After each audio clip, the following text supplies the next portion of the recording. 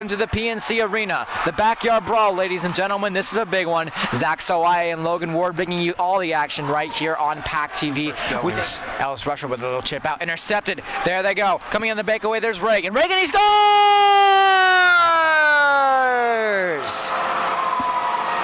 UNC didn't waste any time. 18:37 left to go in the first, and it's 1-0. No, and they're definitely going to get a little bit of momentum from that. Just a wonderful taking advantage of that opportunity there in special teams, intercepting the puck, and really just doing a wonderful job of getting to the net there. There's not over the cage. They're getting their shots, but nothing going in so far. Banashevitz, and he scores! Sweet holy Moses, Sam Banashevitz get this game within one. Of course, as I say something, Banashevitz answers very quickly, showing why he's the captain of this team, rallying his troops per se. That was deflected out in front as well. I believe that defense held on once again, and Jennifer will carry it through. Spears his way through. There's Jennifer. Breaks through Seppi and Hauke with a shot. He scores! A lot of scoring early. 3-1 UNC. Has done fairly well. There's Robinson. Robinson with a toe drag. Robinson to the front. To Johnson. Oh, and the shot couldn't get off. And there's Johnson behind the net. In front there's Megan with the spring pass. Out in front there's Kramer with the shot. Joey Hall using the glove vicariously. Banashevitz. Banashevitz with speed with the power move around the defender, and he shoots. What a save! Unbelievable shot by Bacoli. They will not count the goal on that one. Crashed into them. Bogdash to the point. One penalty ends. There's Mira. Mira now comes in with the stick lift. Puck chipped out in front. Joey Hall can't find it. Pushed in. There we go, and the fighting begins. Eric Mira with the first hit.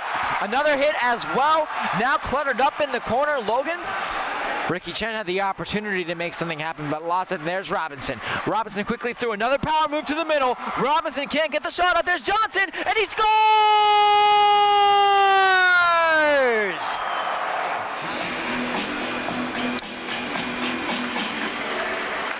Vedetta, he scores!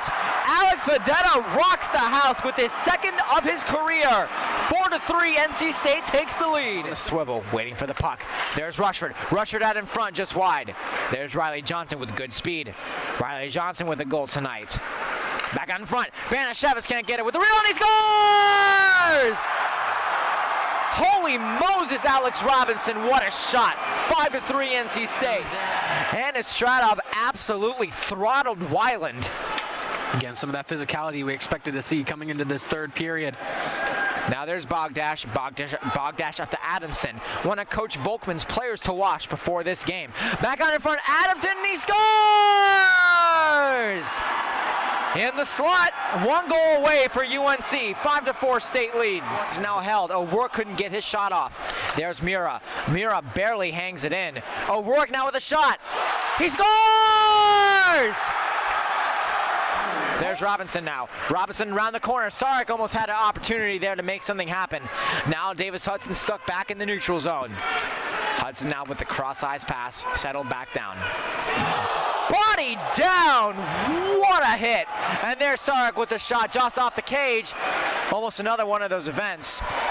Sarek with the power move. He shoots, he scores!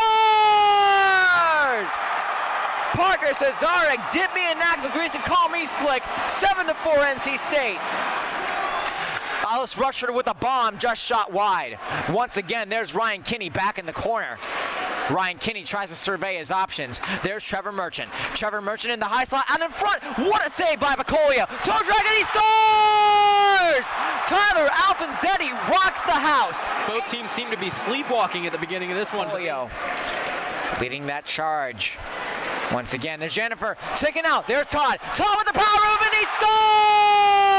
NC State will go 9-0 on the young season. UNC continues their losing streak to 4 games. But there goes Jones. Jones with a shot over the crossbar of Joey Hall. Adamson now. UNC's second line comes out, but it's too little too late, as we were talking about. Yeah. Joey Hall definitely got comfortable as the night went on. Have to wonder if there's just something about PNC that gets him riled up. And they score? It looks like. that looked like it hit the post from here, but it looked like that did go in. Leading the way is Rees. We didn't have his number going into this one. 9-5 victory for the NC State Ice Pack. Fans arise, and a smackdown of UNC.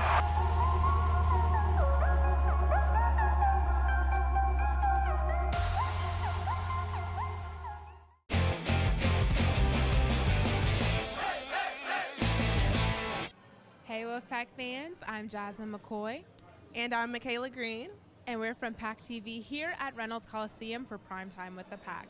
This remarkable event is an introduction to the men's and women's basketball team and a huge tradition in the basketball program.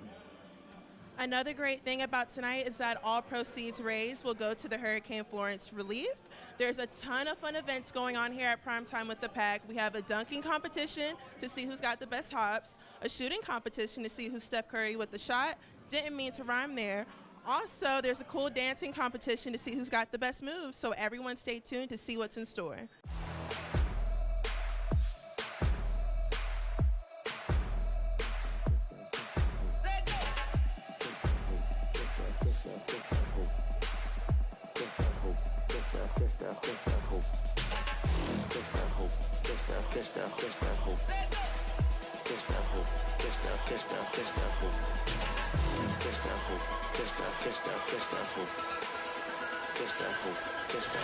Catch that hope.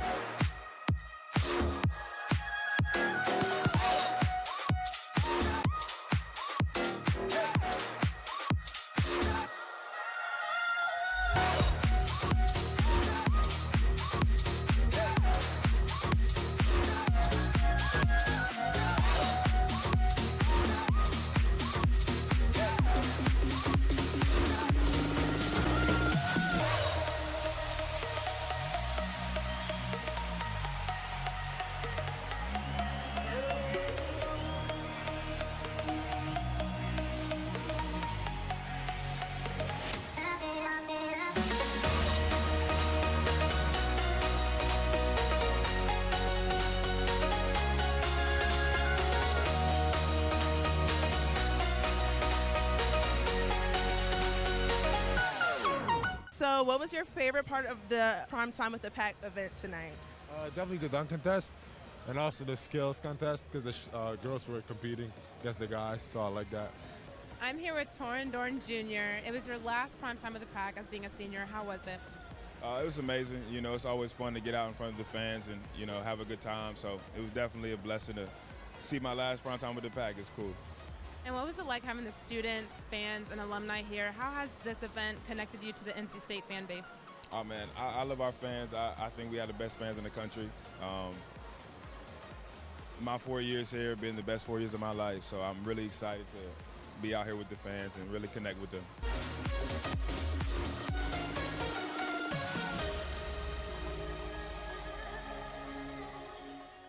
And there you have it. Our Wolfpack fans had a blast today at Primetime with the Pack. My name is Michaela Green. Alongside Jasmine McCoy.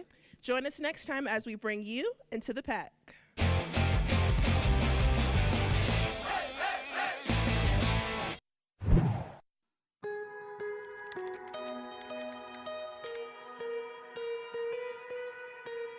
I'm Caitlin Collins. I am from Wake Forest, and I am in my junior year here at NC State. My favorite dance is a Latin-style dance, and it's called samba. It's based from Brazil, and it's actually a lot of popular songs, so like Shape of You and Despacito are also sambas, but that's my favorite. I chose NC State because I'm an agriculture student, and it is one of the best agriculture schools in North Carolina, as well as it has the program that I was interested in.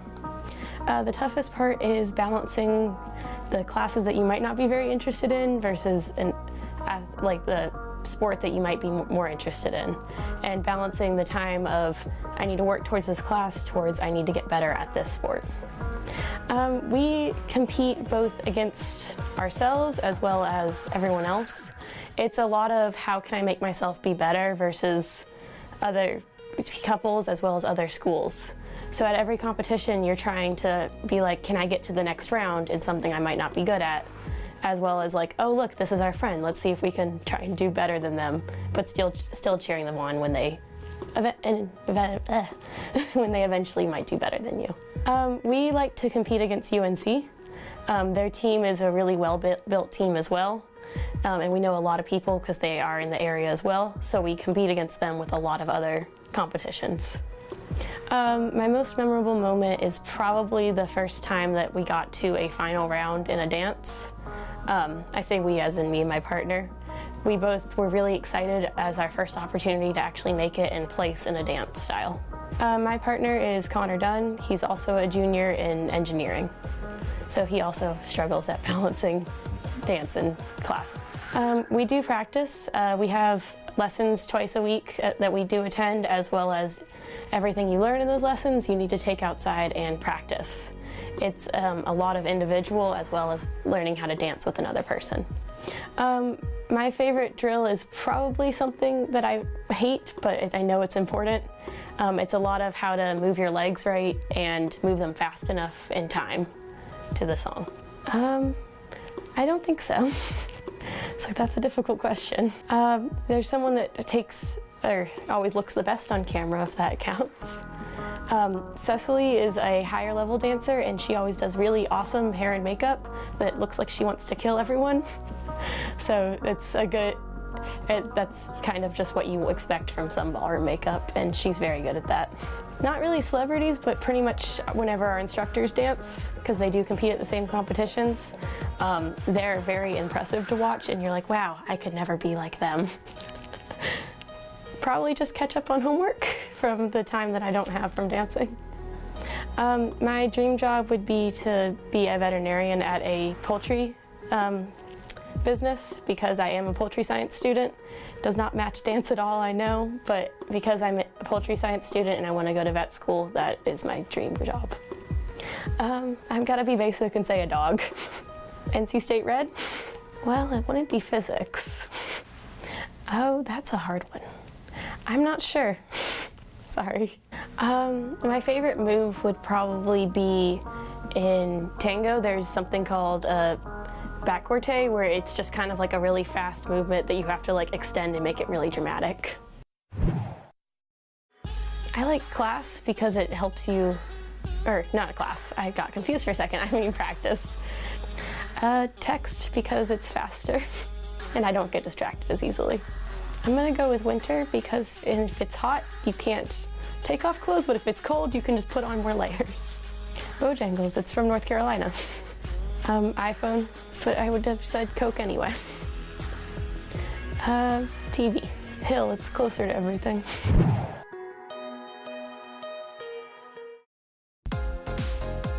Wolf Bites Radio brings you the biggest names in EDM with the Open Mic Podcast. Hey guys, it's DJ What the Heck, and join me, Brandon Boucher, and other Wolf Bites DJs as we interview musical guests from the EDM world. Open Mic dives deeper into the artists' lives on and off stage, bringing you closer to the music. Listen to Open Mic Podcast on iTunes, Google Play, and wolfbites.ncsu.edu.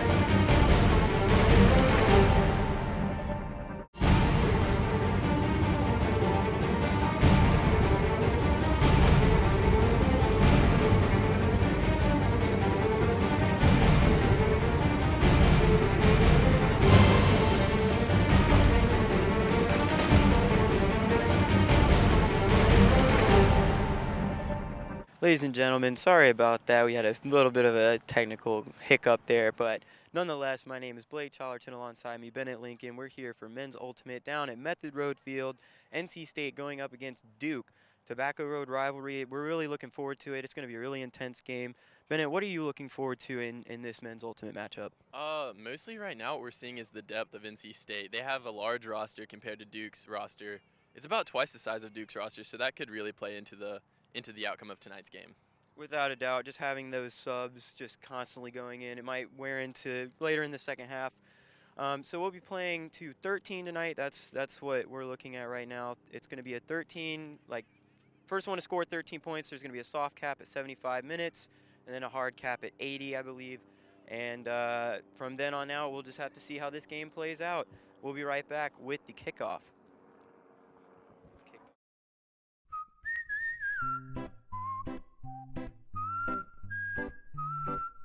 At Potbelly, everything you find is a little bit happier, sweeter, fresher, groovier, and yummier. Why? Because at Potbelly, we know it's never enough to just eat lunch. You gotta feed your smile. Swing by for our new turkey club, handcrafted to make you smile. Locally owned and operated by an NC State graduate, the Red and White Shop is your one-stop shop for all things Wolfpack. Located in the Ridgewood Shopping Center off of Wade Avenue, the Red and White Shop recently expanded from 2,400 to 5,400 square feet. Whether you're in need of tailgating essentials, decals and magnets, home goods, apparel for people of all ages, or sporting goods, the Red and White Shop has it all. Stop by today for your NC State needs. I was diagnosed at 65. 37, earlier than most. Every 9 minutes, someone is diagnosed with Parkinson's disease. And every one of them can turn to the American Parkinson Disease Association. Visit apdaparkinson.org to learn more and show your support today. Oh, hey, bud. Where are you headed? Just gonna hang out. With Gary and Todd? Yeah? I've been meaning to ask you, is there any drinking going on in this crowd? No. If any of your buddies ever pressure you to take a drink, just tell them you promised your dad you wouldn't. I'd do anything to keep you safe. Okay, I will. I hope this is working. I promise. Love you too, Dad. They really do hear you. For tips on what to say, visit underagedrinking.samhsa.gov. Welcome back down to Lower Method Field, folks, as we're getting ready for the pool here on the Ultimate Frisbee game versus Duke. And there's the throw. NC State gets possession. Looking to move the Frisbee up the field. Making some good progress. Little pitch and catch here from NC State. Looks like they have the cutter in the end zone, just trying to punch it home. Little curving throw there. Now joined by Blake on the other headset. NC State moved it down the field quick here. Yeah, I had to get some last-minute roster updates real quick. Very important. We're going to have to see how Duke's defensive team here can start out. So far, it's looked a little soft, but they've managed to stuff them at the goal line so far. And we're going to have to see if NC State can just, like, keep probing this Duke defense. And there's It looks like that's going to be in. Yep. That's going to be a score for State. You see the whole team running out there to celebrate. That was a really, really quick score there by NC State. It was a nice diving catch. Absolutely. That was beautiful. That was one thing that the club president of the women's team was mentioning, is that when two high-powered offenses, are going up against each other, it's going to be a lot of scoring, not a lot of breaks happening at all. It's just going to be very good holds from both NC State and Duke. Now, Duke does have the smaller team, as you may be able to see within the frame.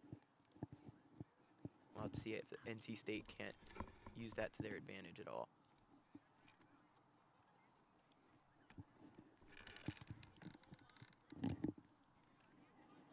Yeah, we'll get to get our first look here at Duke's offensive team.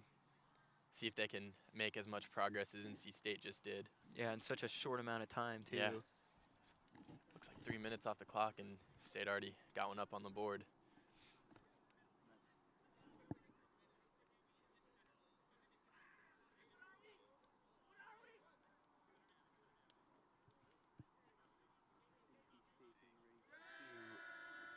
Heave it down the field.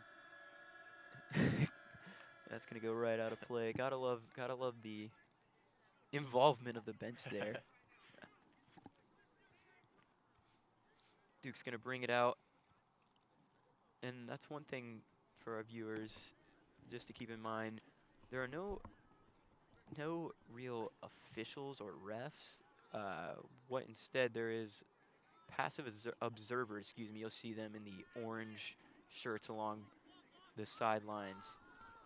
They are there to kind of settle disputes in a way. And what a absolute heave there from He hucked Duke. it. Oh, and he snags it. Just a beautiful counterattack too. That was very quick. Now NC State's going to bring out their offensive team. I wonder if we'll see more of that tonight from Duke. Just Just long passes instead of what NC State did, methodically working it down the field. Now, if this game's supposed to be at 13, and if they're scoring this quickly, I may not be out here very long. Yeah. It'd be a very short one here, folks. Absolutely. Except they take their time to celebrate their goals. They earned it. They earned the celebration. Without a doubt.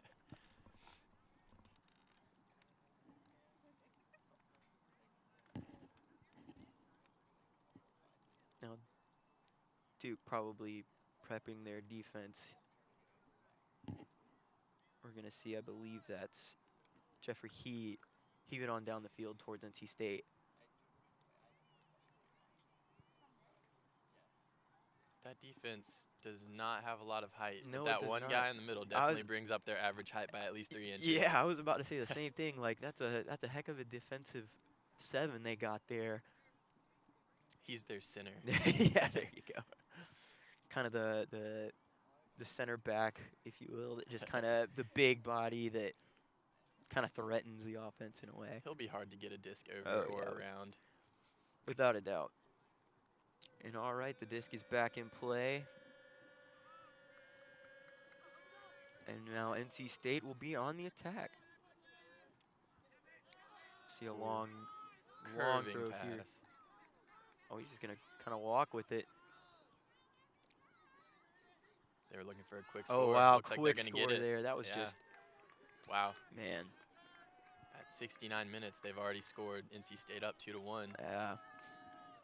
You almost got to think that the team is running out there to meet them just to kind of warm up a little bit. It is a very chilly night here down at Lower Method Road Field. It's not ideal conditions. Absolutely not. Now, if we were in, more of a press box, I wouldn't be complaining, but I know, that would be nice. Not that a little fancy space here. There you go. My phone says it is 45 degrees outside right now. Man, it feels way colder. It feels colder than that. We got that for wind chill. For you folks listening at home, Yeah.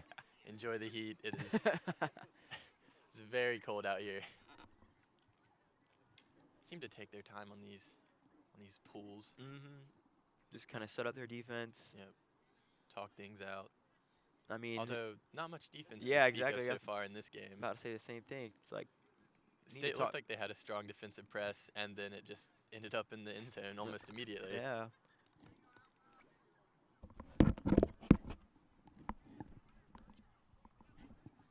And now NC State's going to get things underway. Is that going to curve? Oh, curves back in.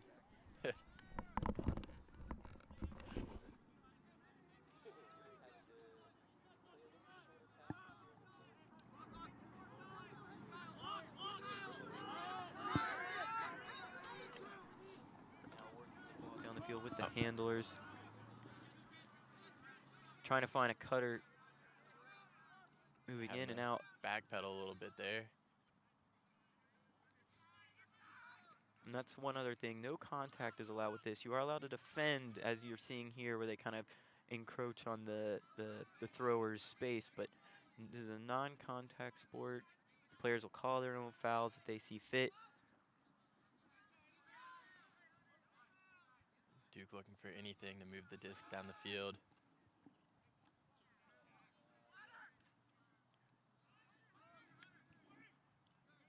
You can see the height there.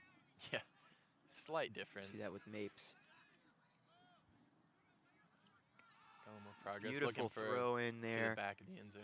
Gets it. And Little he just, spike. yeah, looking like a Gronk spike out there. That was Peterson with the catch.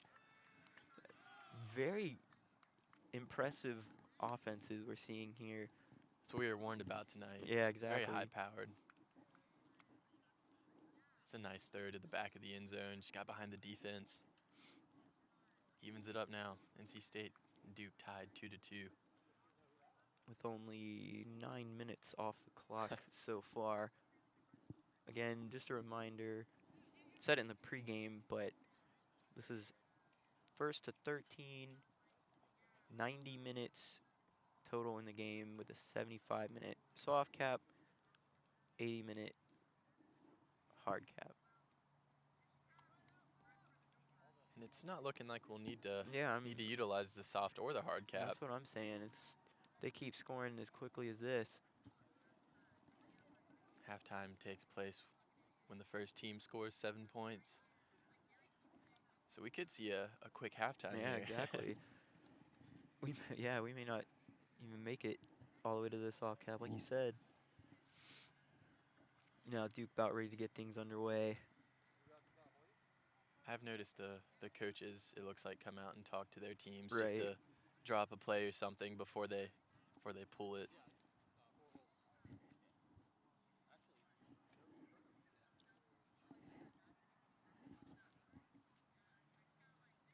So maybe we can see more defensive production here on Duke's end. Right. But as things have been trending, probably not. Now Duke launches it downfield. Now State's going to get that went out of bounds. State's going to bring it in. Back into play.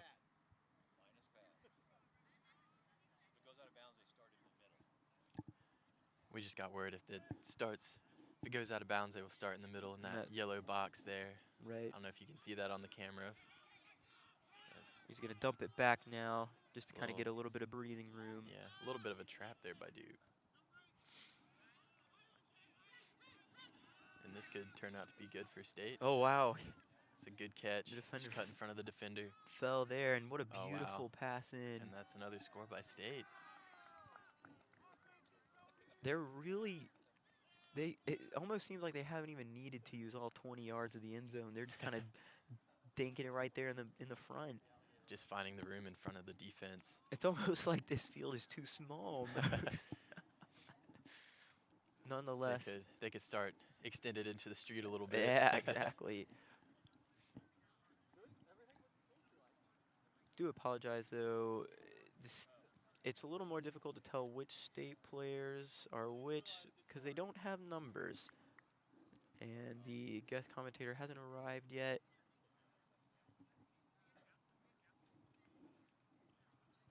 But now it looks like NC State's head coach getting one last word in with the defensive side.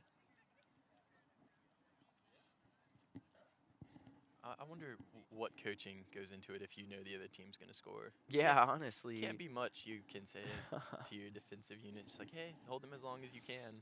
And that's one thing also that's really important is NC State got to be on offense first. So you got to think that that's going to play a huge role if this game continues to just go back and forth. NC State will just end up with 13. One goal ahead of Duke. I really love that bench involvement. It's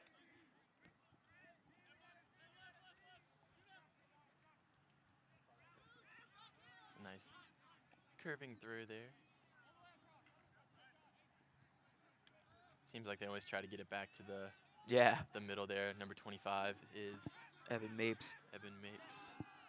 Oh, a little bit of a miscommunication there, and that's gonna turn. Throw. Yeah, that's the first turnover we've seen this game. So State will go on the offensive side. there's maybe like a sort of miscommunication there between the back line and the handlers and the cutters. Yeah, because there was not a white jersey in sight. It almost looked like he was going the way that the thrower kind of noticed, but then cut back or something like that. And seems to be. Looks like the observer is going to have his Call. 2 cents here, and it's going to go State's way, or excuse me, rather, that's going to go Duke's way. That's another turnover. Okay. Nonetheless, Duke going to be able to have a chance at tying it up here. Yeah, that could have been. And there he goes.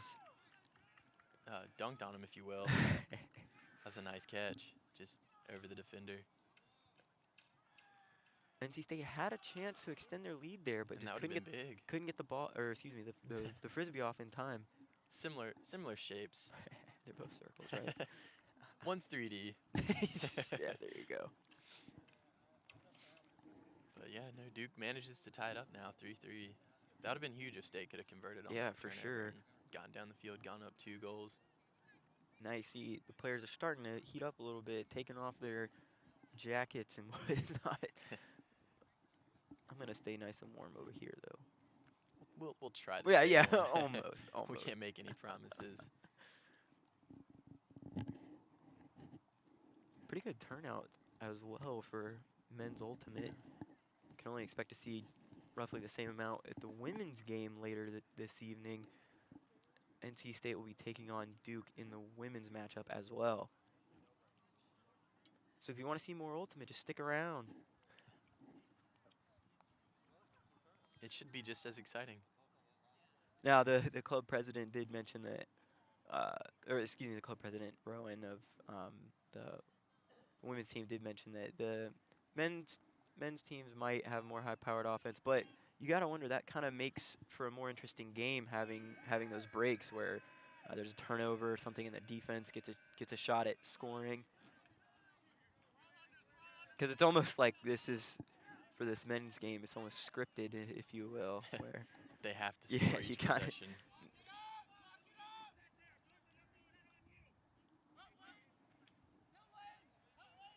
I gotta say, I'm really impressed with the forehand throws. Yeah, that must be difficult to throw it like that. I can do it with a disc golf disc, but that's how I throw in disc golf. Yeah, exactly. With a normal frisbee. Yeah, And they're calling that a score for NC State. Yeah, they're gonna get themselves back up on top. But yeah, you're right. It's like if I try and throw it forehand with anything other than a disc golf disc, I don't know where that thing's going.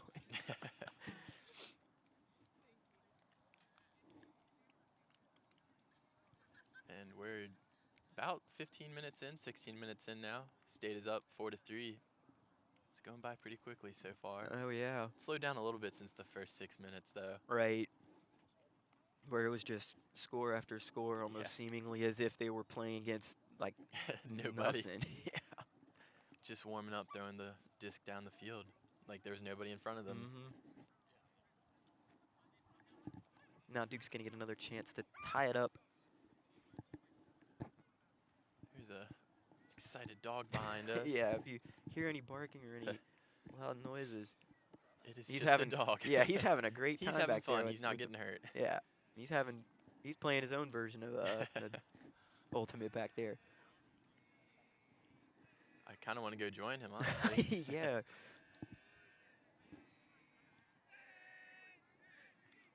There, NC State doing that chant with that the band usually does at basketball and football games.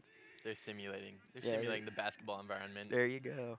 Just putting that Georgia Tech loss out of their minds. Yeah, exactly. Now it'd be great if NC State, in this case, could preferably not. Just completely unguarded almost. Yeah, preferably not just let up a last second basket / goal. Oh, wow, beautiful throw. I want to see him dive. Oh.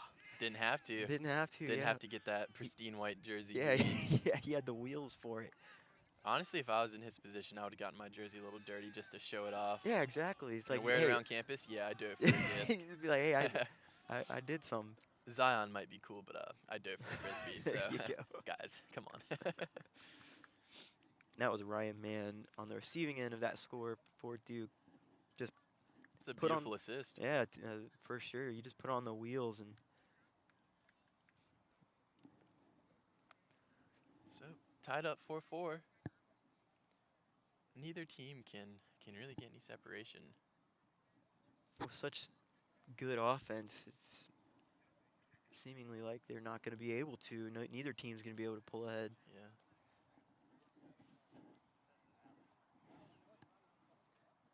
Now both teams getting coached up a little bit. Although with this much scoring, you might think at some point you'll see a little bit of complacency, maybe like, oh, we'll score, we don't have to Yeah, try as hard, exactly. and then might see a turnover, and then the tides could turn very easily. Exactly. Very good point. But as of now, no such tides Yeah. are turning. Tides are maintaining.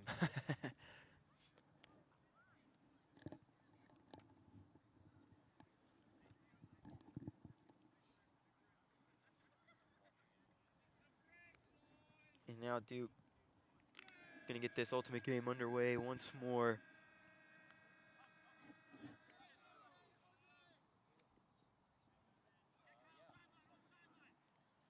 It's really impressive how they're able to get the disc away with such a close defender on them. You'd think it would get smacked away Yeah. very easily. That was a wobbly little throw, but turns out Hey, it okay for worked. State. Now the wind's starting to pick up. That may, one, That- freeze everybody up. Two, but play a Could huge very factor. well factor in. Yeah, But not there. not there. State able to. Little jumping catch for the score. It's really confusing because some of the players for State have numbers and some of them don't. However, I'm just confused because the team captain was telling me that they weren't going to have numbers, but that looks like numbers to me. Yeah, well, we have to make do with what we have, Yeah. so we'll convey who scored what as best we can, Yeah. but for now we just know that they're State and they're Duke. Yeah, there you go. State in the black, Duke in the white. And that- that's crucial to know. That's one thing that I've always found funny is that whenever State seemingly wears black jerseys in really any sport, especially basketball, it just doesn't really seem to work out. And we just got word that our guest commentator is on the way, so we Great. will have expert analysis for you here shortly. Exactly. We're just kind of Fill in the space. Yeah, exactly. We kind of know what we're talking about. I've seen a frisbee Yeah, before. there you go. And the wind is starting to get I a little more gotta say consistent. though, I've played Ultimate before, and it is intense. Well, I mean, it is the ultimate frisbee game. Yeah, there you go. Like it's actually really fun. I just wasn't any good at it. So it was hard to have fun when you weren't putting up the kind of the numbers you expect. And what I'm noticing here is Oh, that's gonna be a turnover. and that could be huge. That turnover that's gonna that be- close to Right. the end zone could be huge for NC State. That's gonna be a really big momentum shift if they're able to score And here. it looks like And they did. they are able Yeah. to. Just like that, State now up 2 on Duke. And that could be huge factoring into the second half. But one thing that I'm noticing is that Duke tries to get it to one handler, it looks like, or one main handler. And NC State, it looks like all their players are Getting are involved. at least competent handlers. Yeah, not to Right. say Duke's players are incompetent handlers, Right. but it looks like they have their main quarterback, if you will. Yeah. And he just missed that high throw, which, I mean, looking at his height, it must have been hard to overthrow Yeah. him. But State now up 6-4. About 23 minutes past. And that indicates with State's next score, we should be seeing halftime if what we were told is correct. I got to say, though, they're scoring so quickly, it's almost like maybe they'll try and put a few more points on the board instead.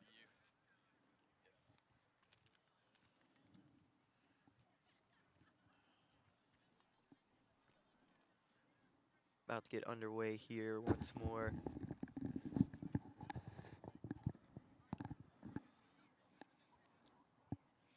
We have Trevor Lynch on the pole, currently a sophomore. And just in case you couldn't tell, our guest commentator is here now.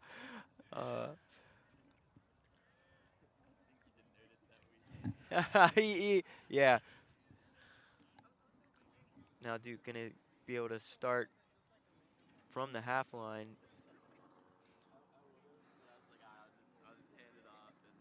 See NC State coming out in a zone look with 3 players up front to put some pressure on the disc. Trying to force the disc towards the sideline, make it harder to advance upfield.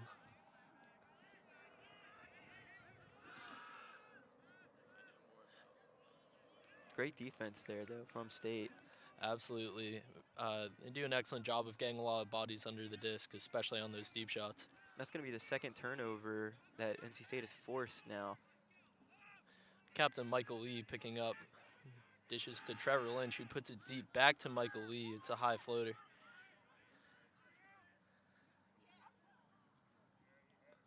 It appears Michael Lee's calling a strip, so they may send the call to the observer.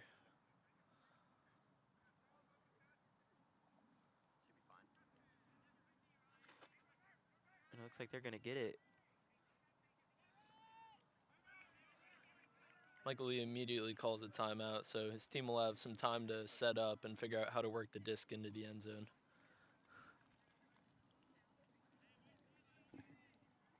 Now, 25 minutes almost passed. NC State up 6-4. So why don't you introduce yourself? Yeah, absolutely. My name's Alex Lerner. I'm currently a sophomore on NC State Alpha. Have to apologize for coming late. Oh, Just came no, from no class. worries at all. It's nice because we're going to have a little bit more of a expert analysis, if you will. Absolutely. Glad I can help.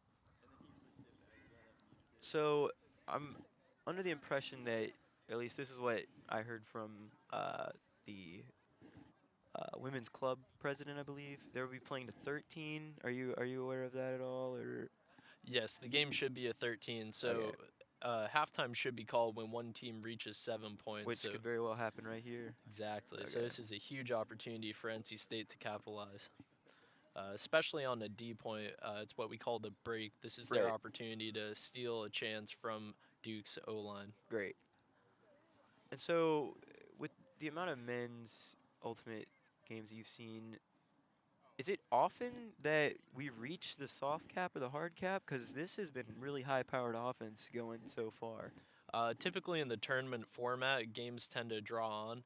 Okay. However, weather is a large factor into that. On That days makes when sense. there's a lot of wind going on, points will take much longer. Deep shots are a lot harder to get off, and the game may only make it to 11 or 12 points. However, this Gotcha. game's moving right along. Yeah, seriously. Because, I mean, I've, dabbled in ultimate every now and then, but The beautiful diving catch from Henry Poe. it was just really impressive. And He that's gonna slips do it right upfield. And now it looks like NC State's going to hit that. He's going to give it to a fan to spike it. And NC State's going to reach 7. That's going to put us at halftime. For now, Duke down 3. 48-23 left on the clock. But that's going to do it for the first half for now. We'll be right back with more action here at Lower Method Road Field.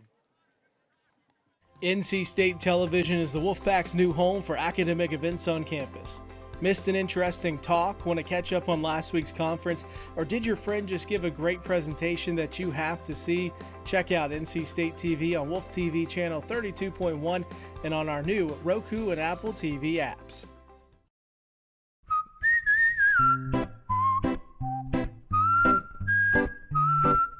At Potbelly, everything you find is a little bit happier, sweeter, fresher, groovier, and yummier. Why? Because at Potbelly, we know it's never enough to just eat lunch. You gotta feed your smile. Swing by for our new turkey club. handcrafted to make you smile.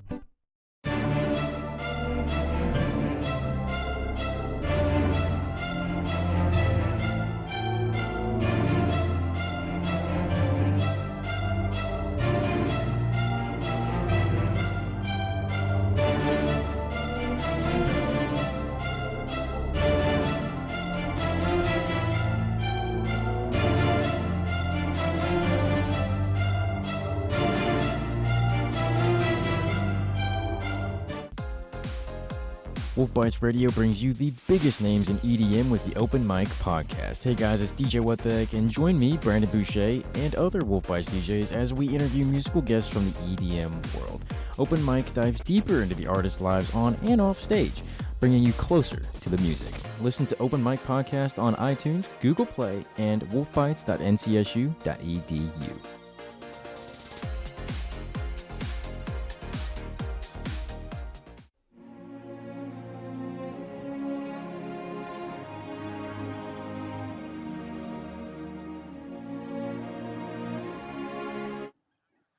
Welcome back. Just wanted to provide a little bit of an update. We just got received word that halftime shouldn't take too long.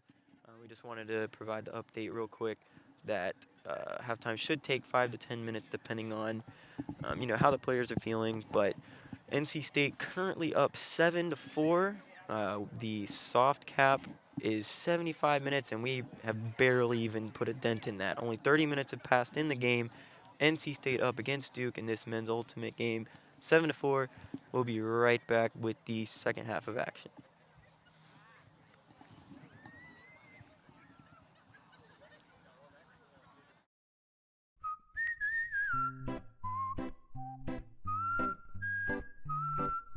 At Potbelly, everything you find is a little bit happier, sweeter, fresher, groovier, and yummier. Why? Because at Potbelly, we know it's never enough to just eat lunch. You gotta feed your smile. Swing by for our new turkey club, handcrafted to make you smile. Locally owned and operated by an NC State graduate, the Red and White Shop is your one-stop shop for all things Wolfpack. Located in the Ridgewood Shopping Center off of Wade Avenue, the Red and White Shop recently expanded from 2,400 to 5,400 square feet. Whether you're in need of tailgating essentials, decals and magnets, home goods, apparel for people of all ages, or sporting goods, the Red and White Shop has it all. Stop by today for your NC State needs. I was diagnosed at 65. 37.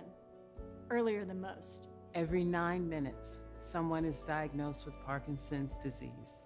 And every one of them can turn to the American Parkinson Disease Association. Visit apdaparkinson.org to learn more and show your support today. Oh, hey, bud. Where are you headed? Just gonna hang out. With Gary and Todd? Yeah?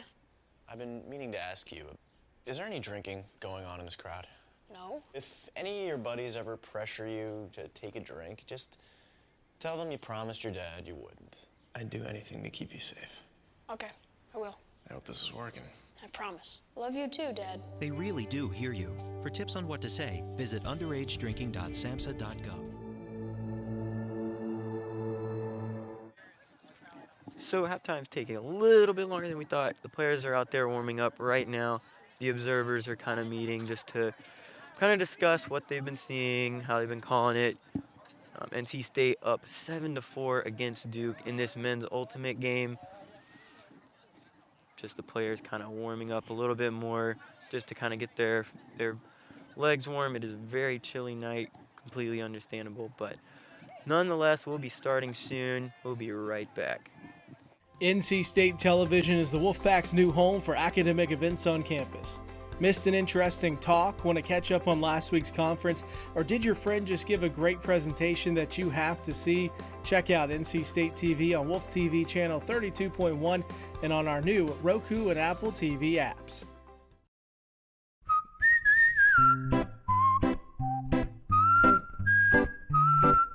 At Potbelly, everything you find is a little bit happier, sweeter, fresher, groovier, and yummier. Why? Because at Potbelly, We know it's never enough to just eat lunch. You gotta feed your smile. Swing by for our new turkey club, handcrafted to make you smile.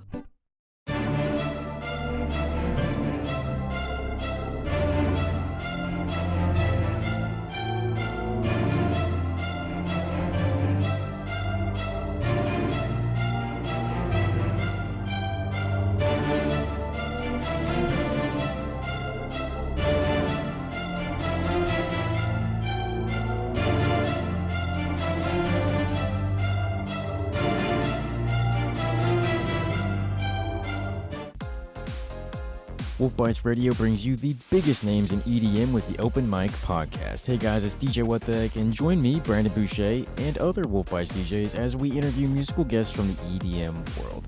Open Mic dives deeper into the artists' lives on and off stage, bringing you closer to the music. Listen to Open Mic Podcast on iTunes, Google Play, and wolfbites.ncsu.edu.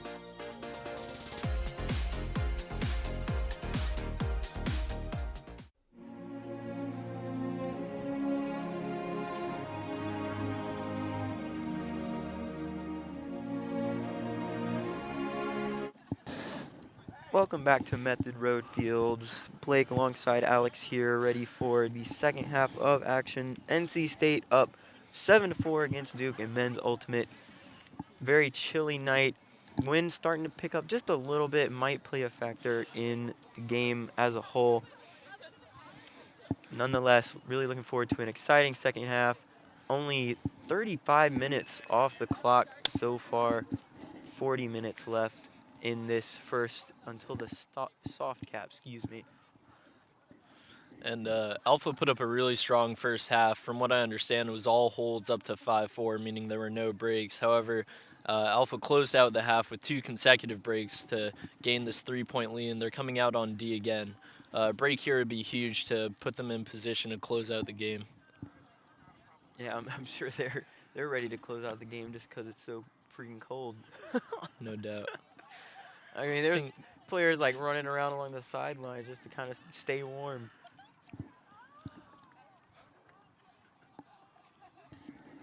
Seeing some antics on the line from junior Hunter Schumacher. Hopefully he doesn't injure himself before he gets to play. Duke finishing up their team huddle, getting ready to get back out there on offense. Observers getting in position as well. Now, it should be noted that most games in Ultimate are not observed due to the volunteer nature of it and the limited number of observers in the country. It's pretty rare that most games have even 1 observer, let alone 3. So it's truly a privilege for these players to have these resources available. And that's one thing that, you know, it kind of comes new to a viewer. Usually, you know, with any sporting event, you expect to see some sort of official, but in terms of Ultimate, a lot of the calls are made by the players themselves. Absolutely, and for those of you who are unclear on the format, players have the right and responsibility to make calls themselves. However, when observers are present, one or both players are able to choose to send the final decision to an observer upon a conflict. Junior Risk Gretsch will pull to kick off the second half. And a fast turnover as Duke just throws it away upfield. May have been a little bit of a miscommunication there, but just gave it right away. Absolutely, and if Alpha can capitalize here, it'll be huge for them. Schumacher with an around break to the sideline to senior Troy Miller. Back to Schumacher. Oh.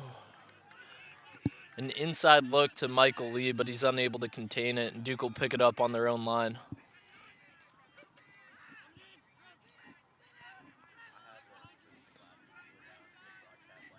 We're seeing great pressure up front from Alpha as it's very hard for Duke to move the disc upfield, and they're forced to rely on more lateral movement and just keep the disc in their possession. Right, just kind of playing it around the back, just trying to look to an open man up front. They're able to slip through right up the middle, but unable to continue after that, and Alpha's able to reset their defense.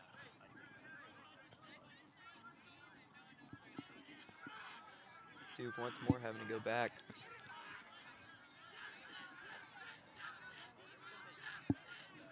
So what you're seeing right now from Alpha is a zone look. They have 3 players up front guarding the main disc handlers, with about 3 players in the midfield and 1 helping out deep.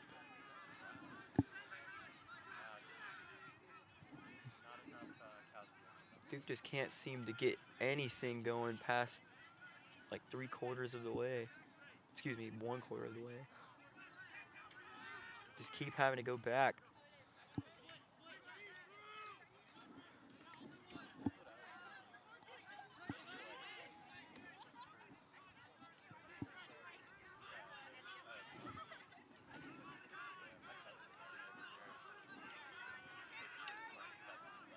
Seems to be an open man downfield, but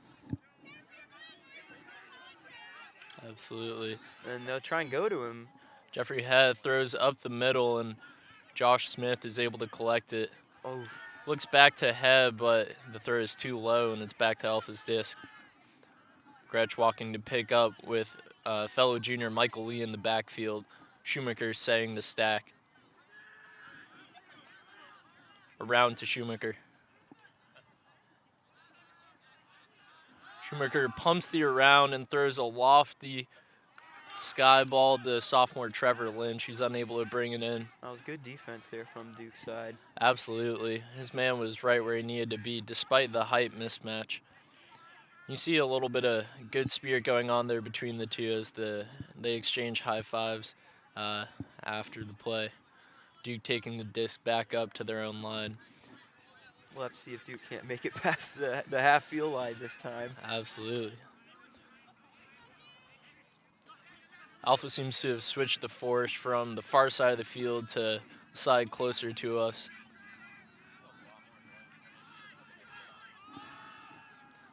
The beautiful hammer over the top finds a man right in space. So we see Alpha transition more into man. Schumacher on the mark. That's interesting because the zone seemed to be working earlier. Absolutely. However, as they advance downfield, they risk the shorter throws becoming more penetrating, and massive layout from Schumacher, and he immediately picks up and looks deep. This throw's going to be right on the sideline, but just a little too far out of bounds for senior Henry Poe. That was almost a spectacular counter there. Absolutely, and Schumacher is certainly known for his outstanding throws and consistency. Now, one thing that I personally find interesting is that picks and screens are actually illegal in Ultimate. Yes, and it really plays into the supposed non-contact nature of the sport. High blade going about half the distance of the field for Duke. And Alpha's back into man. There's a huge part of the sport centered around not impeding the motion, right, or ability to play the sport by members of the other team. Brimstone knocking on the door, but Alpha applying heavy pressure.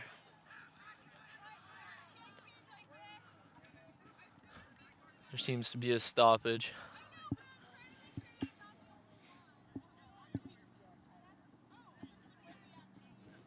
I'm gonna resume play now. A quick little upfield pass will get it done for Brimstone, but not without taking over 5 minutes off the clock. Yeah, I was about to say, that's the longest we've seen this game go on without a goal. We see some of the members who are on the field for Alpha just hanging their heads as they really wanted that one back and certainly had more than enough opportunities, but there's plenty to be said for the stifling defense and the amount that made Brimstone struggle on that point. Without a doubt. And so one thing that me and Bennett kind of noticed was that the resuming of play seems to take a certain amount of time. Is that just because the coaches are kind of getting in their 2 cents during that time?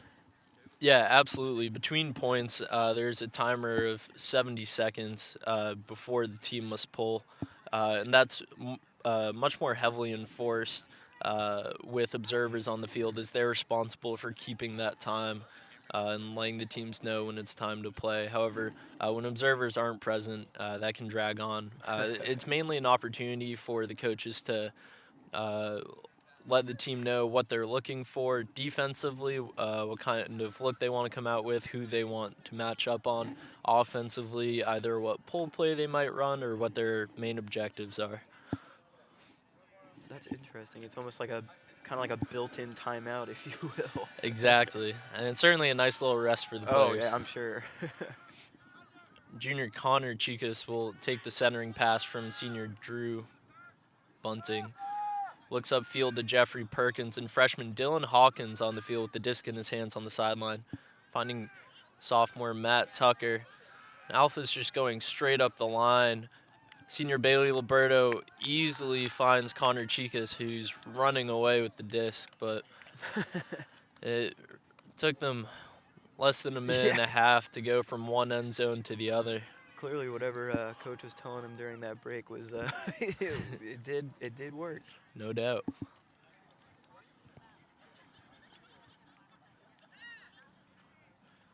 The pace of play certainly plays into the momentum for both teams. Right. To be able to make an offense struggle for so long, and then to have your own offense work it down so easily and score. Definitely plays a pretty big psychological role, just kind of knowing that they can score so easily. We're going to put a score of 8-5 now in favor of NC State's Alpha. Still plenty of game left here. For those of you who are true fans, you'll remember that last year Alpha was up 6-1 on UNC before falling 13-9 later in the game. So greater comebacks have occurred. One can only hope that that does not happen this time. Gretsch will pull again, will make its way most of the way down the field. Float slowly down, Duke will collect it.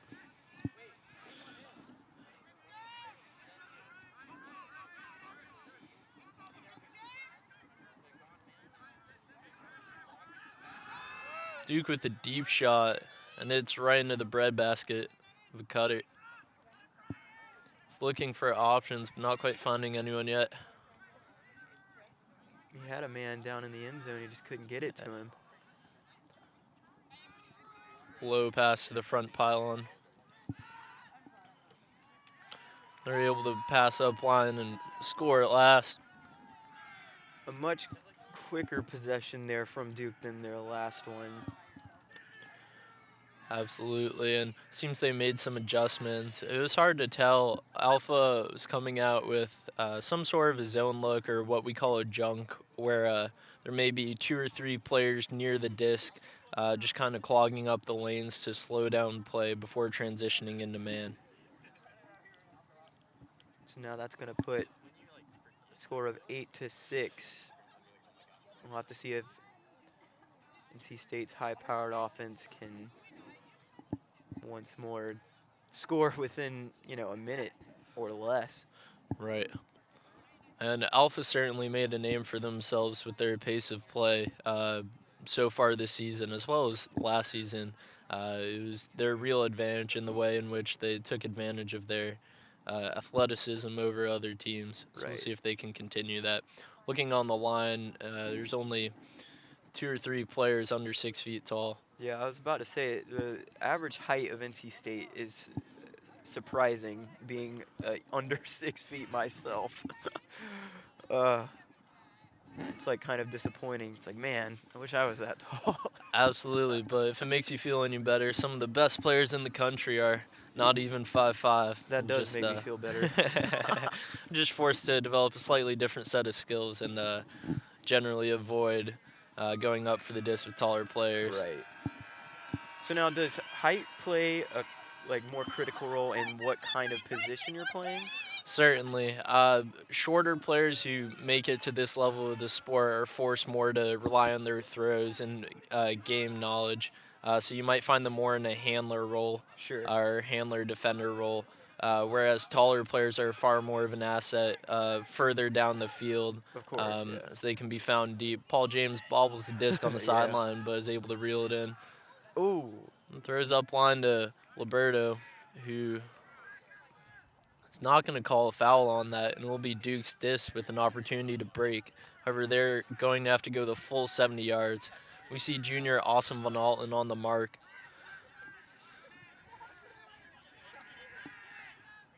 There's some excellent backfield defense by Alpha, forcing them all the way to the other side of the field just to keep it going.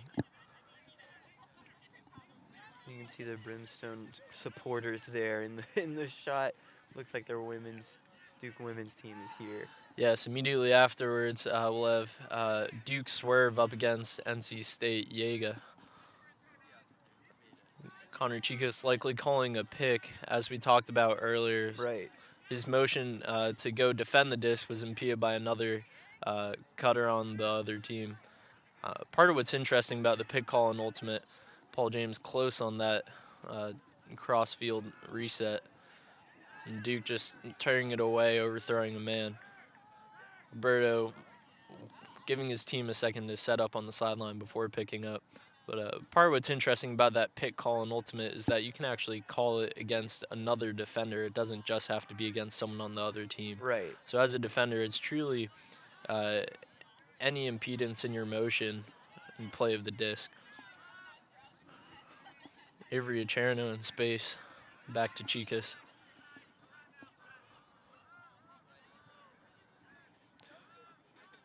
The three of them are just working around the backfield right now. Chicas, Liberto, and Acherno being patient and looking for an opportunity to work into the end zone.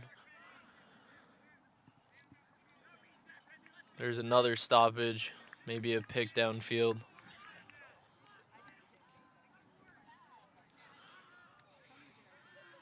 Oh, that was given to him on a platter. Absolutely. Paul James just firing one to Liberto, but he drops in the end zone, so it'll be Duke's chance again. Very interesting, though, how this second half has started, just with that high-powered first half. Absolutely. A deep shot from Duke, but it's off the hands.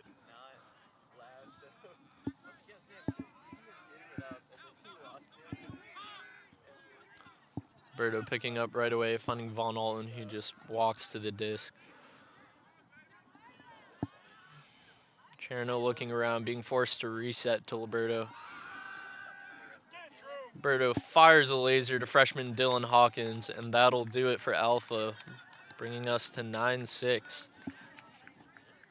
Just one step closer to that 13 that they're looking for, and that's going to put them at a 3-point lead now. And NC State hasn't really showed any signs of slowing down or letting Duke get back into this game after that. The end of that first half, just able to kind of pull away a little bit. Absolutely. And as we can see, Duke's fighting to stay in it. They're not going to roll over. For those of you unfamiliar with it, there's an allocation of bids to the national tournament at the end of the season. There are 20 spots for teams in the first division. So there's an algorithm used by the governing body, USA Ultimate, that determines which regions will receive how many bids. Currently, the Atlantic Coast region, which houses both NC State, Duke, along with teams like UNC Wilmington, UNC Charlotte, and currently the national defending champions, UNC Chapel Hill. Dang, you hate to see that. You do indeed. They have a strong squad. So far undefeated this year, and we'll see if they can continue that trend all the way to the end. Certainly sitting as the favorites right now for nationals once again, but every point counts in this algorithm as to each team's official positioning in relation to the total college rankings. We see NC State coming out with this zone look again, 3 men up front, but Duke finds a way around it to the sideline. This is actually part of the objective of Alpha in a situation like this, to get the disc on the sideline, but preferably not leave people open downfield. Yeah, exactly. Oh, that was... Trevor Lynch flying through Yeah. the air, but just a little too far away to make a play on it. That's going to cut State's lead to 2 now, 9-7 with 22 minutes left before the soft cap. So how has NC State's this season gone thus far? It's gone fantastic. They came out with a strong showing at Carolina Kickoff, which was hosted by UNC Chapel Hill, where they made it all the way to the finals against Chapel Hill and put up actually one of the best games against Chapel Hill so far this season, losing 15-12. But certainly one of their best showings, and one of the best showings by any teams against the defending champions this season. Then they head down to Charlotte for Queen City Tune-Up, where they took a tough loss in semifinals to UMass Amherst. They ended up losing 17-16 in a real nail-biter. The game actually didn't even make it to a cap. It was a point cap Good at 17, so they would have kept playing to win by 2 based on the way the game was going. But ended up taking third after defeating in-region rival UNC Wilmington for the first time actually in the last 4 or 5 years. Wow. State has not been able to beat Wilmington until now. So certainly an indication of the way things are going for them this season. That's great.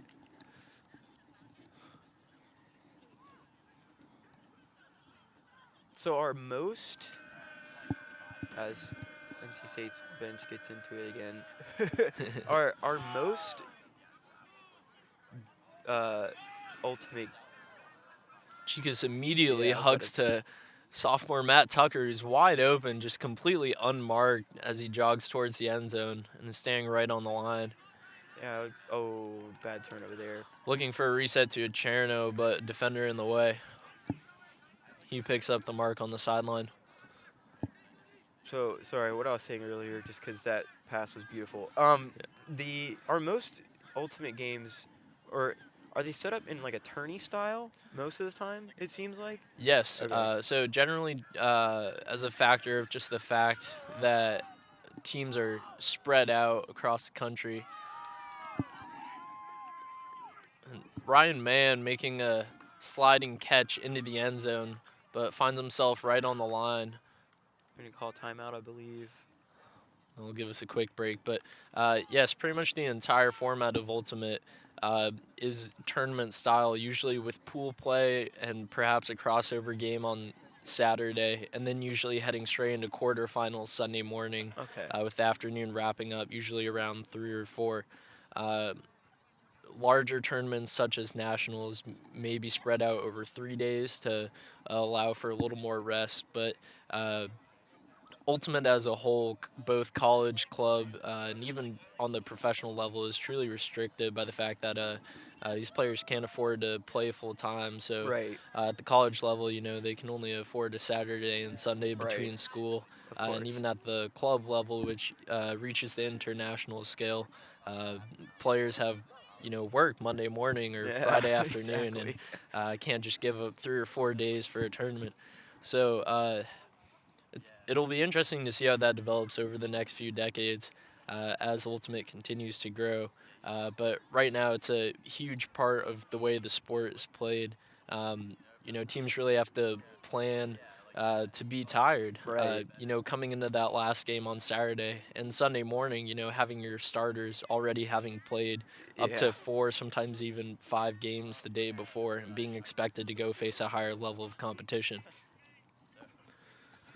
Duke picking up right on the end line, but not really finding anything upfield, so they're forced to resort to a backfield throw. And a laser straight ahead. Duke's able to capitalize on their chance. That's going to cut State's lead to 1 now. Duke creeping right back here with a little under 18 minutes left until this sock cap. Yeah, that's huge for them. This break, not only brings the score closer, but every break certainly takes a hit on any team's offensive line. Right. It appears Alpha may have called the timeout to try to break the rhythm of Duke Right. and regain some composure. Go ahead. ahead. Oh, I was just going to say, it seems like this is a pretty huge. This sport is very momentum heavy. Like once one team starts scoring, it doesn't seem to stop. Absolutely. And even though there's time between points, it really seems to follow basketball in that way of rest versus rhythm. Teams usually only being allotted 2 or 3 timeouts per game, so they are forced to use them wisely. Right. Either to rest their players or set themselves up before an end zone play, or, like this, refocus and get themselves back in the game. But, the sidelines play a huge role in that. With only 7 people on the field, usually more than 2/3 of the team is on the sideline. Yeah. They're responsible for communicating to the people on the field who usually don't have full view around them, as well as, being the hype squad, being the people who get up when someone makes a large play, or even just when their team scores. Ultimate really is most similar to basketball in that way. Right. Just in that the energy of the team is reliant on all the players and has a huge influence in what happens on the field. You'll notice a strong correlation both ways between the plays that are made and the attitude of the players, Right. As well as what's going on off the field. Yeah, because that was one thing that before you got here, we were kind of mentioning, is that it was really impressive. Now State's bench is a lot bigger than Duke's is, but they're just constantly involved the entire game, and they're just chilling over there on the sideline. Certainly. And you'll see, especially at tournaments, that players will even go to both sidelines, which you don't really see in pretty much any other sport. But players from both teams will, be walking the full length of the field, really from back pylon to back pylon on both sides. Duke with a bladey pull. Chicas is going to let it hit the ground before centering to Liberto. We see Matt Tucker isolated in space. Uh-oh. Von Alten on a short under, but it's off his hand. He's up on the mark on high school teammate of his, actually, Jeffrey Ha. The 2 of them went to North Carolina School of Science and Math. Oh, that's cool. Beautiful floating huck out to space. Berto bringing pressure. There's no call, so it's going to be Alpha's disc once again. They'll have another chance. I was about to say, I feel like that could have gone another way, but it looks like the Duke player kind of took blame for not being able to catch it. Absolutely. There's certainly some contact, maybe even to his back, but I guess he just didn't feel that it impeded his play. All right.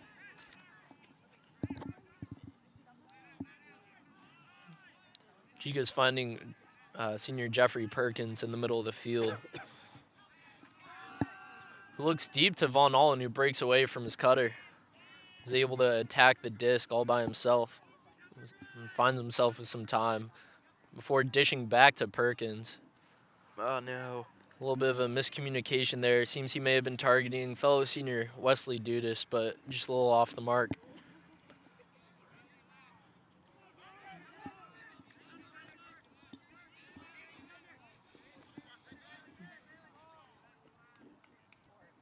Another stoppage is indicated by the observer on the other side. Likely a pick call, and you can see Alpha players with their hands on their knees. Defense in Ultimate is quite tiring and takes a large toll on their stamina. Yeah, literally, just like watching that first half, I was very impressed with how much running this entails. Absolutely. Backhand huck coming up. Wesley Dudas able to get in front of it, though, and knock it down in the end zone and give his team another shot at redemption. Yeah, with Duke just slowly but surely cutting into this lead, NC State's going to want to take anything they can get. No doubt. You see Matt Tucker again isolated in space all by himself, and again to Von Alten. Centering to Liberto and continuing across the field to Chicas.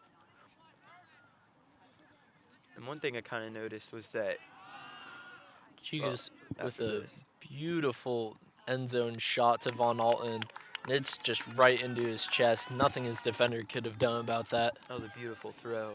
But I was going to say, it's like if there is a possession with like multiple turnovers, that could be really taxing on both sides of the disc. It's just like, that's running for days. Certainly. It truly becomes a war of attrition over the course of even just a few minutes. You know, most points may wrap up in under 2, but once it starts to extend past 5, it really takes a toll on them. As we said, especially defense. And if you're unlucky enough to have your man continuously cutting deep on you, you could be running up to 30 or 40 yards in each direction, but being forced to follow them as they cut back towards the disc so they don't gain a big easy under. Now, 11:30 left till the 75 minutes is up. NC State looking at a 10-8 lead over Duke now. Duke about to receive the pull as the coaches kind of get their last few words in. Indeed, and it seems like perhaps another timeout may have been called. So Oh yeah, because we got reaching past the 70-second mark, and we see Alpha's sideline huddling up. Right. I mean, good grief. After a huge possession like that, I think I'd want a timeout as well.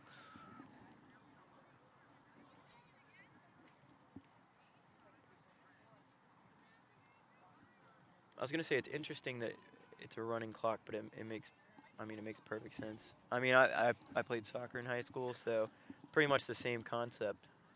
Yeah, absolutely. And we'll see how that it plays more of a role in like the pool play games and helping games move along, as they can't just go on forever to 13. But there is some debate within the Ultimate community as to how playoffs, such as the semifinals and finals themselves, should be played out. Those games almost always have a cap themselves, but it's usually due to travel restrictions of the teams. Oh, okay. Whereas others like myself believe that the best game might be played best with no time limit. Yeah, just let them play till 13 or whatever the value is. Exactly. Gretch's pull going out of bounds, so Duke will bring it to the middle of the field. We see Schumacher sitting in the lane to cut off some straight downfield throws, but there's an open man on the far sideline.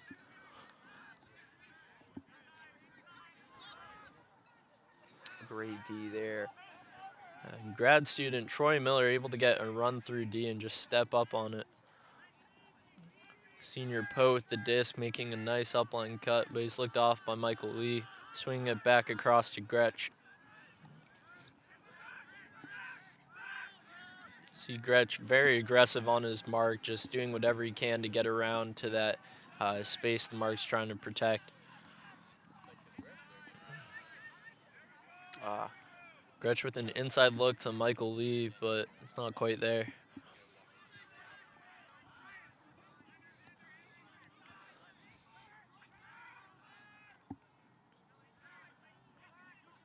Sophomore Lynch on the mark. Oh, wow. Freshman Chris Cole with the layout to try to break up the play, but it's out of his reach. So close. That was pretty acrobatic as well. Looks like he might have injured himself. Absolutely. Unless he's just slow to get up. Certainly not the softest of fields out here. Oh, man. Gotta love these Method Road fields, man. Oh, yeah. They just get ripped to shreds. I guess that's going to be another timeout called.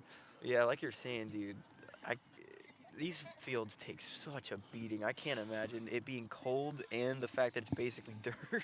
They really do. And I can tell you from experience, cold ground hurts a lot more than warm ground. Oh, man.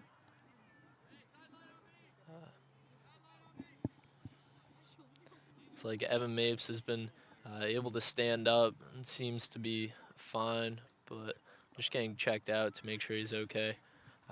That's one of the characteristic things of Ultimate you see the more you watch, especially at the higher levels, players just simply sacrificing their bodies just to try to make a play on the disc. Right. Going to any extent. I've seen dislocated shoulders. I've seen someone bid face first into the ground. Gosh. Just doing whatever it takes. So, but if it's so as a non-contact sport, are injuries frequent, or is it just in terms of like if they're doing stuff like we've just seen, sacrificing their body, then we see them kind of happen? Yeah, surprisingly, there are lots of injuries in Ultimate.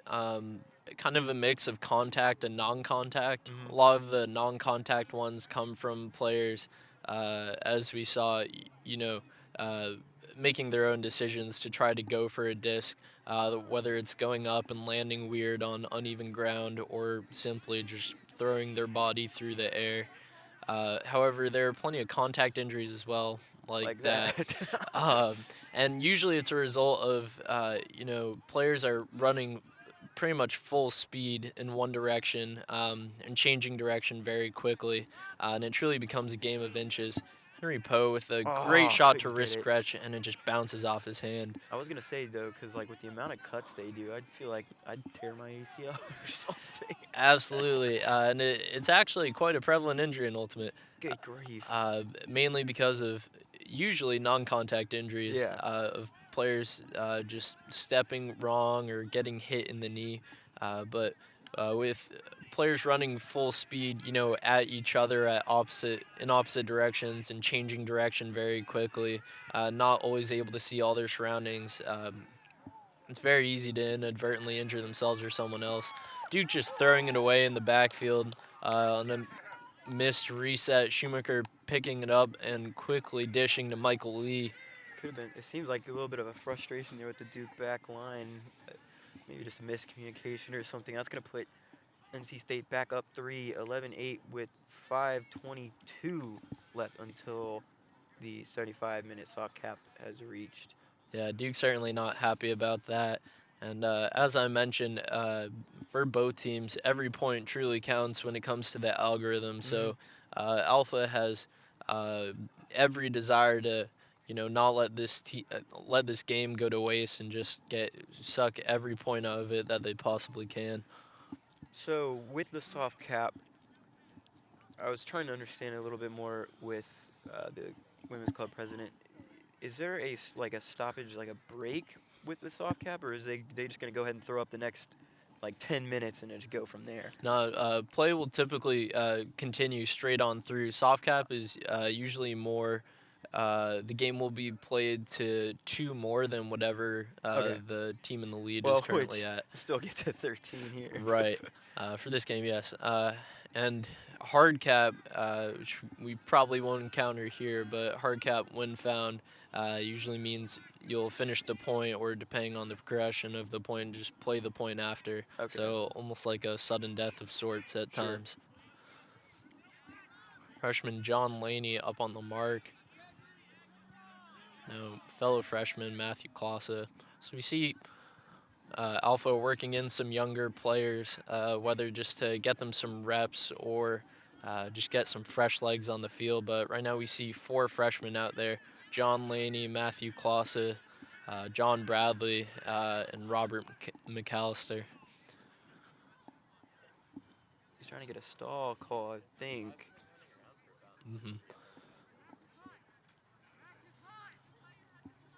I'm discussing with the observer.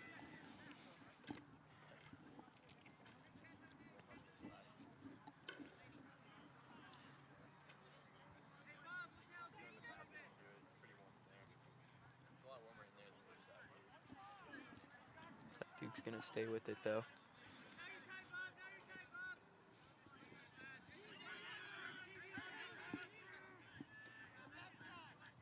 John Bradley on the mark. Now Henry Poe.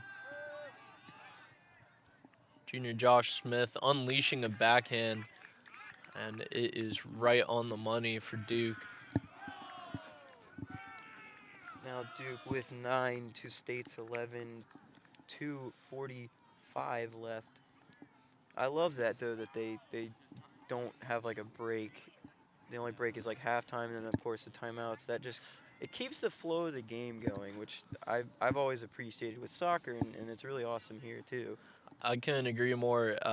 It certainly adds a factor to the game, and it doesn't give a break unless it's earned. Right, yeah, whether exactly. it's between points or with one of your limited timeouts. It really tests the endurance of players. Now he looks like he's taking a jacket off, just trying to warm up a little bit or something while he was on the sidelines. Can't blame him at all, though. Looks like half Duke's sideline, even State's got some sort of warmth on. Oh, yeah. The temperature has really dropped since we got out here. It really has, and if you're, especially if you're a younger player, or if your line isn't getting many plays, just depending on how the game's going, you could be sitting off for up to 5 or 10 minutes, if not more, and that's when you really start to feel it. So players are forced to prepare and just, bring the appropriate materials to the field. Duke's going to get this underway with the pull.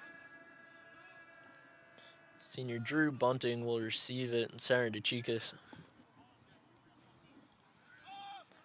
Perkins getting open on the open side. Firing up line to Von Alton. Von Alton looking downfield. The Cherno able to go up and pick it out of the air. Again, Alpha just working this open sideline, not facing much resistance. Alberto and Von Alton working it up front. Alberto taking a little dip, but he's back up. Looks across the field to James. Just barely gets it. No, almost a miscommunication. They actually counted as a score. But he was able to come away with it. And just like that, State back up 3 with 30 seconds left. But that doesn't really matter at this point because they're sitting at a pretty 12-9 lead.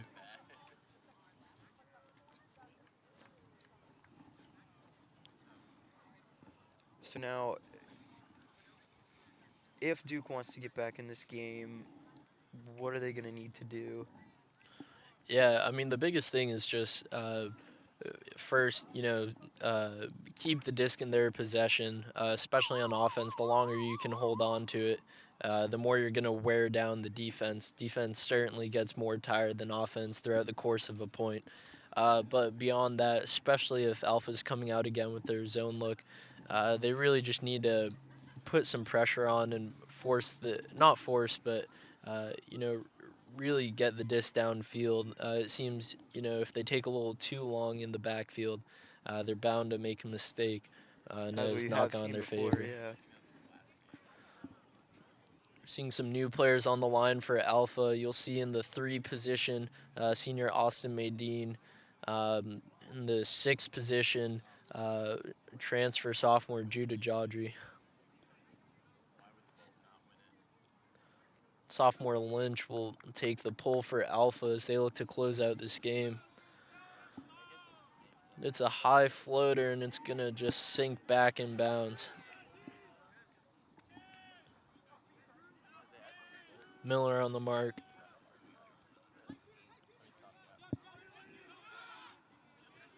Mapes with the disc in his hand. Jodry on the mark. Lee staying tight to the disc.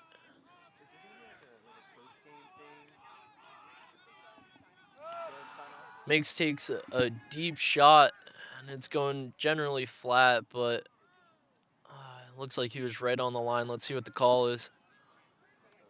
It appears he's out of bounds, so Lynch will leave the disc for Bunting to pick up. And Alpha will set up with the break chance to close out the game.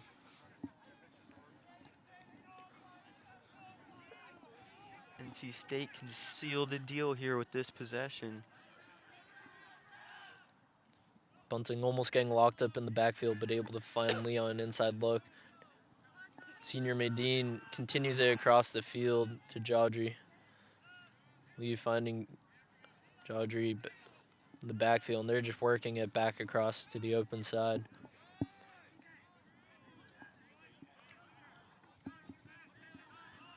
Bunting finding Miller in the middle of the field. low pass, but he's able to collect it.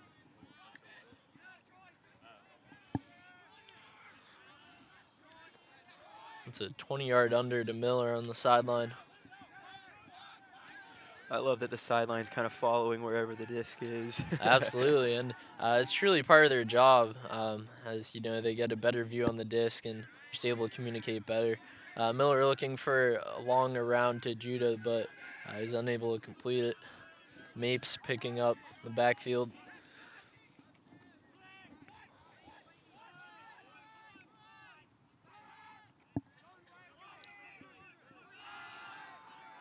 Ooh, great block there. And able to redeem himself and just knock that disc down. Now we see a little bit of the fatigue setting in on both sides as you see players starting to walk a little bit, not move quite as fast as they did at the start. Hands on their hips and whatnot. Exactly. Freshman John Laney with the disc on the sideline. Back to Lee. Lynch. Looking upfield, signaling to Bunting to make a deep cut. Finds Jodry instead.